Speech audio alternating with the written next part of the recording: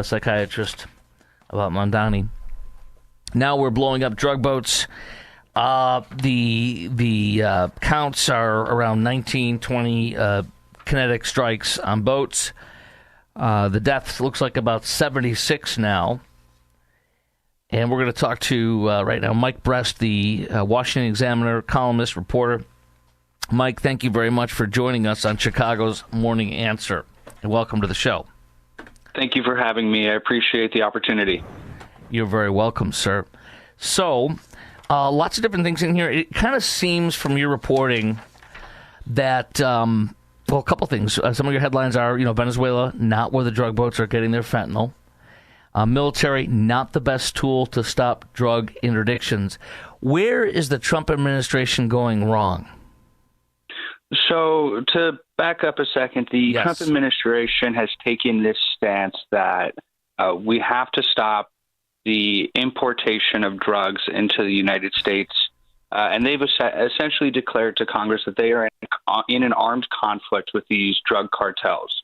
Mm-hmm. And so given that new designation, that new belief from the administration, they're implementing more aggressive actions to try and stop it, which is why they are using these strikes as opposed to, for decades, it was the Coast Guard's responsibility with law enforcement to stop these ships and then seize the drugs and arrest these individuals.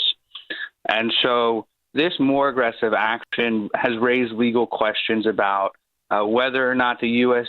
should be legally allowed to effectively blow up these individuals who may or may not be carrying drugs on board, because the administration has not shown the media or the public any definitive evidence that there are drugs on board these ships.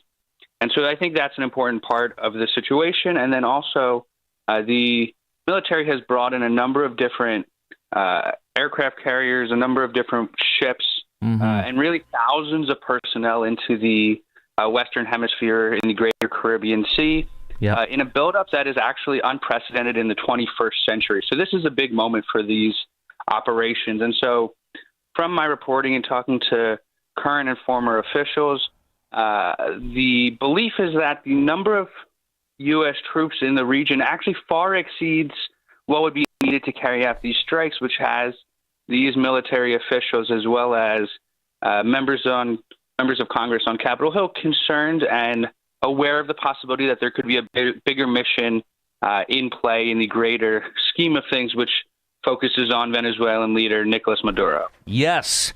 So from your reporting, 4,000 sailors in the Ford Aircraft Carrier Strike Group. You've got so many different ships, a destroyer squadron, guided missile destroyers. It's just amazing what's going on with this. What do you think? I know we don't know for sure, but what do you think this is all leading to? This has got to be a bigger picture thing. To me, it looks like it's all about getting Maduro out, or maybe freaking him out and pressuring him.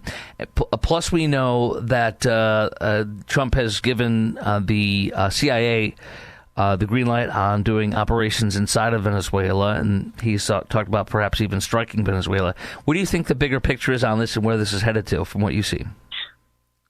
I think you brought up a number of different good points.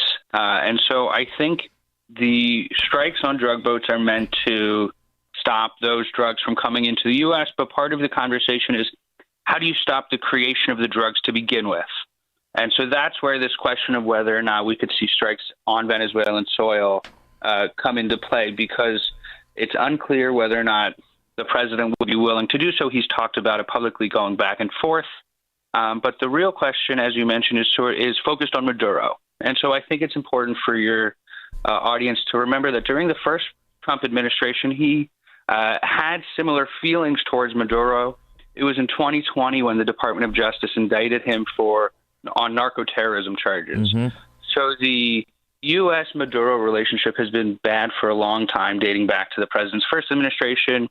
There were officials in his first administration who have said since then that they talked him out of military action in Venezuela. And so the question is, will he do it this time around? And I think it's important to remember that Maduro has held firm in his power, his grip on power in Venezuela during the first administration when they tried to pressure him out then. And so The question is, has Trump learned any lessons from that first time around that he's willing to implement now? And does he have the legal justification to start a war with Venezuela? And would he have Congress's support to do that?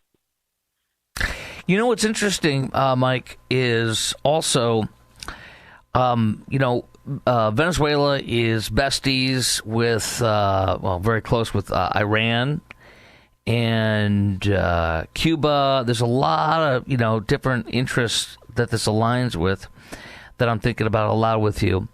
And then, we know the pretty much all the, I'd say Democratic or like the UN and us, etc., believe that Juan Guaido was the official winner of the election, first run around with Maduro. And then I can't remember the lady's name, but she is the winner, according to most officials out there, in the last election, but Maduro rigged it. So that's very interesting to me, kind of thinking a lot with you here. So I wonder if this is something to do with outside of Venezuela itself, or do you think it's pretty strictly with just Maduro? So I think several things can be true at once. And so I think there are parts of this that are about drug trafficking. I think there are parts of this about Maduro's grip in Venezuela, which is a very natural resource-rich country. Yeah, okay. There are parts about this about just sort of ensuring, as you mentioned, there are countries that are adversarial towards the United States that have relationships with Venezuela, and it's about ensuring that the U.S. has power within its own hemisphere to control adversaries' relationships with those close to the country. And so I think there are a number of different factors at play that all sort of contribute to this overall situation where it seems like the U.S. is reaching a boiling point as it relates to Venezuela with, as you said, the arrival of the Gerald R. Ford carrier group into the region, which is, as you said, an additional 4,000 service members on top of the thousands that have already been deployed to the region. So this is a huge buildup of military might in this area. And at this moment, all they're doing is these lethal strikes on purported drug boats that happen, 2 or 3 times a week. But to have thousands of service members there in the region just for that, according to experts, is somewhat of an overkill given just the parameters of that operation.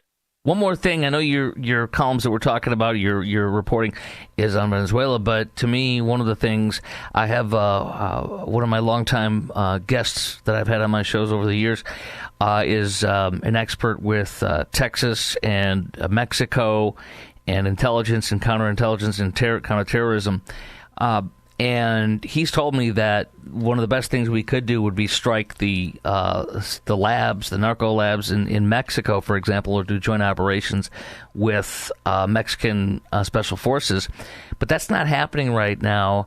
And I want to strike the super labs and the narco terrorists, drone them, if you will, because that's where a lot of the fentanyl is coming from, right? And I don't know if you have as much depth on Mexico compared to Venezuela, but that's the big thing. And I know that Claudia Sheinbaum, the president of Mexico, is definitely a hard no on doing any of those things. But I kind of think that would be a big thing to stop the fentanyl flow.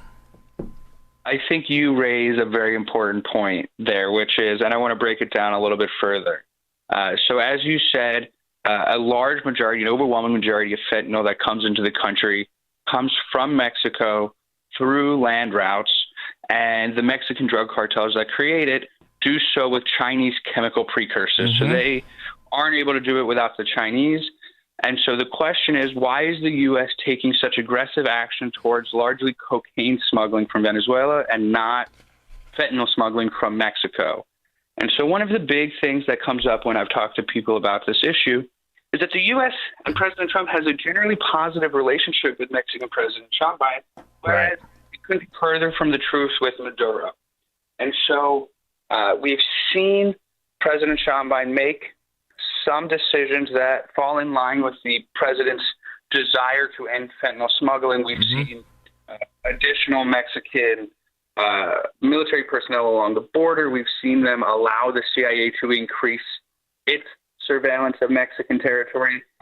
We've seen Mexico extradite alleged drug smugglers to the U.S. for prosecution. So the fascinating thing about the conversation is even though the more deadly drugs are coming from Mexico, the administration views the leader of Mexico as more of an ally in fighting against the drug cartels than they do in Maduro.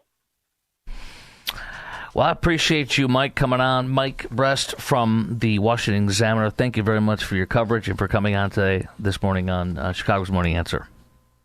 I appreciate it. Thank you for having me. You're welcome, sir. Now, coming up next, I want to talk about this is great. It's called MS Now. It's not MSNBC anymore, and they have a couple different campaign commercials. And you're going to love this. How many black or brown, because that's what they're all about on MSNBC, MS Now, whatever you want to call it, is identity. How many black or brown people do they have anchoring and hosting their shows? And then how are they portraying this new MS Now channel, which, by the way, it's the largest news network that is watched by African Americans, by black Americans. And so how they portray themselves in a new ad campaign with multiple ads is going to make you laugh. That is coming up next. It's Chris Kroc in for Dan Proft on AM 560, Chicago's Morning Answer. The stories you need to know to start your day. This is Chicago's Morning Answer on AM 560, The Answer. Hi, I'm Ken Mariotti, owner of Woodland Windows and Doors, a third-generation family-owned business since 1969. We know you're bombarded by choices when shopping for new windows or doors, so we're inviting you to experience the Woodland difference.